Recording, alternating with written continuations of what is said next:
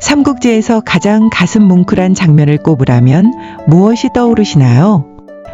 많은 분들이 화용도를 말씀하실 겁니다. 적벽대전에서 대패한 조조가 좁은 산길을 따라 도망치다가 관우를 만나는 장면이죠. 조조는 관우에게 지난날의 은혜를 상기시키며 목숨을 구걸합니다. 관우는 칼을 들었다가 결국 조조를 놓아줍니다. 의리의 화신 관우를 상징하는 명장면이에요. 그런데 말입니다. 이 감동적인 이야기가 전부 허구라면 어떨까요? 정사 삼국지에는 관우가 화용도에 있었다는 기록이 단 한 줄도 없습니다. 오늘은 화용도의 진짜 역사를 파헤쳐 보겠습니다. 먼저 삼국지연의에서 화용도 에피소드가 어떻게 전개되는지 살펴보겠습니다. 서기 208년 겨울 적벽대전에서 대패한 조조는 남은 병력을 이끌고 북쪽으로 도망칩니다. 제갈량은 조조의 퇴각로를 미리 예측하고 세 곳에 매복을 배치해요.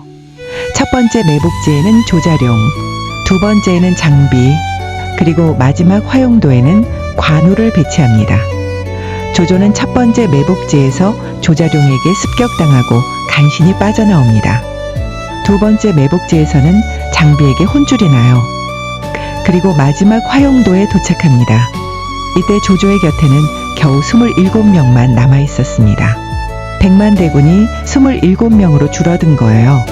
그런데 화용도에서 관우가 나타납니다. 조조는 관우에게 말합니다. 장군, 그동안 별거 없으셨소. 관우는 칼을 빼들고 대답합니다.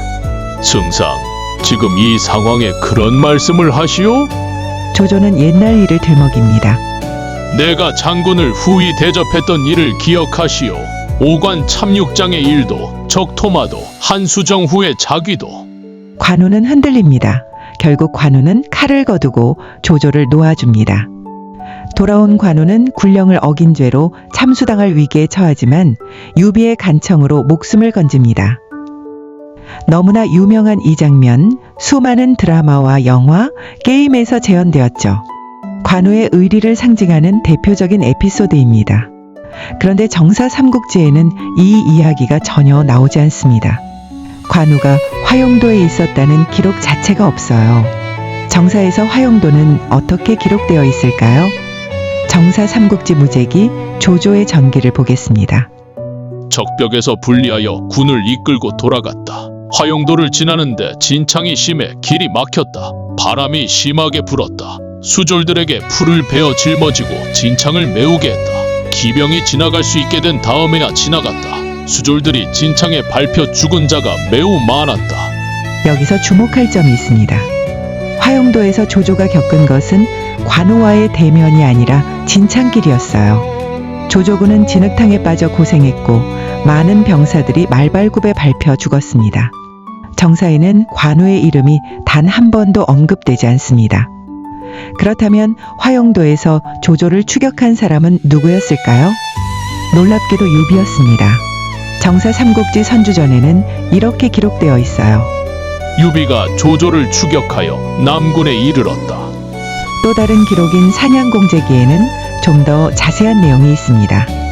조조가 적벽에서 패하여 화용도로 달아났는데 유비가 추격했으나 미치지 못했다. 정리하면 이렇습니다. 조조는 화용도를 통해 퇴각했고 유비가 이를 추격했지만 따라잡지 못했습니다. 관우가 화용도에 매복하고 있다가 조조를 놓아주었다는 이야기는 정사 어디에도 없어요. 완전한 허구입니다. 그렇다면 나관중은 왜 이런 이야기를 만들어냈을까요? 여러 가지 이유가 있습니다. 첫째, 관우를 의리의 화신으로 만들기 위해서입니다. 삼국지연의는 촉한 정통론에 입각해 유비 진영을 미화합니다.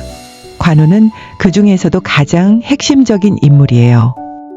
나관중은 관우에게 충의와 의리라는 이미지를 덧씌우기 위해 화용도 에피소드를 창작했습니다.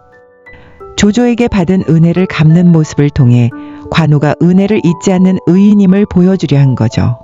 둘째, 제갈량의 지략을 과시하기 위해서입니다. 화용도 에피소드에서 진짜 주인공은 사실 제갈량이에요. 제갈량은 조조의 퇴각로를 정확히 예측하고 세 곳에 매복을 배치합니다. 게다가 관우가 조조를 놓아줄 것까지 미리 알고 있었어요. 연의에서 제갈량은 점을 쳐서 조조의 수명이 아직 남아있음을 알았다고 합니다. 그래서 관우에게 은혜를 갚을 기회를 준 것이라고 설명하죠. 이 에피소드를 통해 제갈량은 하늘의 뜻까지 읽는 신적인 존재로 격상됩니다. 셋째, 조조를 외소화하기 위해서입니다. 100만 대군을 이끌고 남아있던 조조가 27명만 남기고 전멸당합니다. 그리고 자신이 한때 후하게 대접했던 적장에게 목숨을 구걸해요.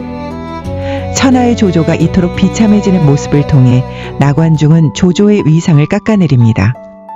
여기서 재미있는 사실이 있습니다. 연희에서 조조가 화영도에서 크게 웃는 장면이 있어요.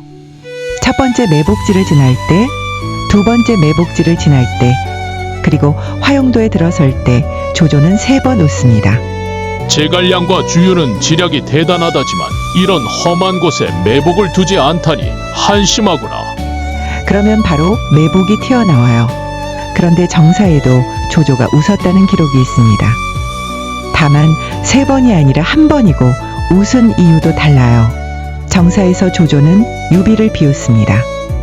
유비가 나와 비슷한 지략을 가졌지만 생각이 늦었구나. 여기에 불을 질렀다면 나는 꼼짝없이 당했을 것이다. 조조는 제갈량이나 주유가 아니라 유비의 지략이 모자람을 비웃은 겁니다. 나관중은 이 한 번의 웃음을 3번으로 늘리고 비웃음의 대상을 유비에서 제갈량과 주유로 바꿔버렸어요. 화영도 에피소드가 허구라는 것은 논리적으로도 증명됩니다. 만약 제갈량이 정말로 천재 전략가라면 왜 조조를 놓아줄 관우를 마지막 매복지에 배치했을까요? 조조를 죽이거나 사로잡는 것이 유비 진영에 압도적으로 유리했을 텐데 말이죠. 당시 상황을 분석해 보겠습니다. 조조가 죽으면 어떻게 될까요? 하북이 완전히 평정된 지 겨우 1년밖에 안 된 상황이었습니다. 조조의 아들들인 조비, 조식, 조창 사이에 후계 분쟁이 벌어질 가능성이 높았어요. 원소가 죽은 후 원상, 원담, 원희가 분열했던 것처럼 말이죠. 조조를 죽이지 않고 사로잡기만 해도 엄청난 협상 카드가 됩니다. 인질로 삼아 조조 세력을 교란시킬 수 있으니까요. 연희에서 제갈량이 조조를 살려둔 이유는 조조의 수명이 아직 남아서입니다. 하지만 이것은 현대인의 합리적 상식으로는 도저히 납득할 수 없는 이유예요. 제갈량 같은 천재가 미신적인 이유로 천하 통일의 기회를 버렸다고 보기는 어렵습니다. 후대의 창작물들은 이 논리적 모순을 해결하기 위해 다양한 해석을 내놓았습니다. 중국 드라마 84부작 삼국지에서는 이렇게 설명합니다. 조조가 죽으면 조조 세력은 급히 철수할 것이고 형주가 텅 비면 손권이 순식간에 차지할 거라고요. 그러면 근거지 없는 유비는 영원히 떠돌이 신세가 됩니다. 그래서 조조를 살려두어 형주의 조조군이 주둔하게 하고 조조군과 손권군이 싸우는 동안 어부지리로 형주를 빼앗으려 했다는 거예요. 드라마 신삼국에서는 다른 해석을 내놓습니다. 주유 역시 조조를 죽일 생각이 없었다는 거예요. 유비에게 조조를 죽이게 만들어 조조 세력과 유비를 철천지 원수로 만들려는 계략이었다고 합니다. 제갈량은 이를 눈치채고 관우를 화영도에 배치해 일부러 조조를 놓아준 것이죠. 이런 해석들은 나름 그럴듯하지만 모두 후대의 창작입니다. 원래 연희에서 관우가 조조를 놓아준 이유는 단순해요. 정말로 의리 때문입니다.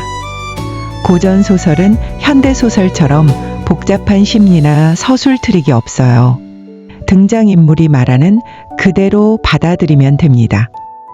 관우는 정말 의협심 때문에 조조를 보내주었고 제갈량은 천문을 봐서 조조의 수명이 남았으니 관우에게 은혜나 갚으라고 한 겁니다. 정사로 돌아가 보겠습니다. 화영도에서 실제로 벌어진 일은 무엇이었을까요? 적벽대전에서 대패한 조조는 화영도를 통해 북쪽으로 퇴각합니다. 화영도는 좁은 산길로 험한 지형이에요.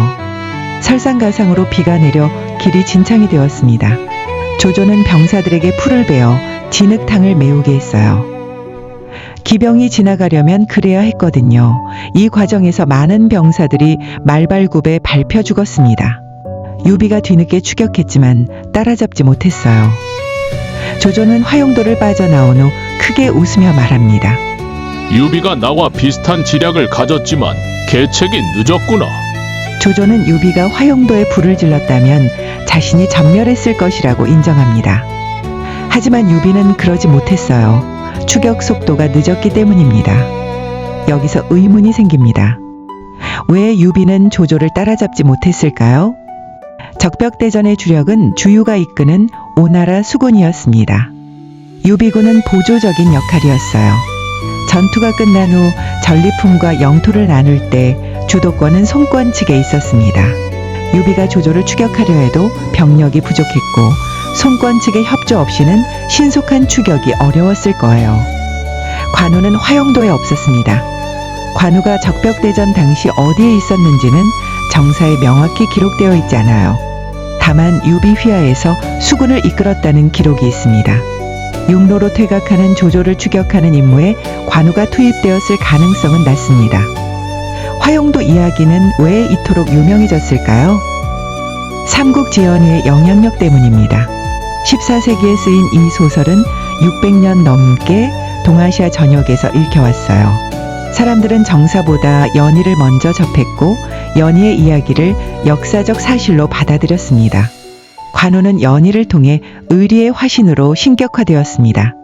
중국에서 관우는 관제묘에 모셔지는 신이 되었어요. 상업의 신, 전쟁의 신, 의리의 신으로 숭배받습니다. 이런 관우의 이미지를 만드는데 화용도 에피소드가 결정적인 역할을 했죠. 하지만 역사와 소설은 구분해야 합니다. 관우가 화용도에서 조조를 놓아주었다는 이야기는 허구입니다. 정사에서 관우는 화용도에 없었고 조조를 추격한 것은 유비였으며 유비는 조조를 따라잡지 못했습니다. 관우의 위대함이 훼손되는 것은 아닙니다. 관우는 실제 역사에서도 뛰어난 무장이었고 유비에 대한 충성심은 진짜였으니까요. 다만 화용도 에피소드는 나관중이 창작한 문학적 장치일 뿐입니다. 다음 영상에서는 적벽대전의 실제 규모를 다루겠습니다. 조조의 100만 대군, 정말이었을까요? 실제 병력은 얼마나 되었을까요? 구독과 좋아요, 알림 설정 부탁드립니다.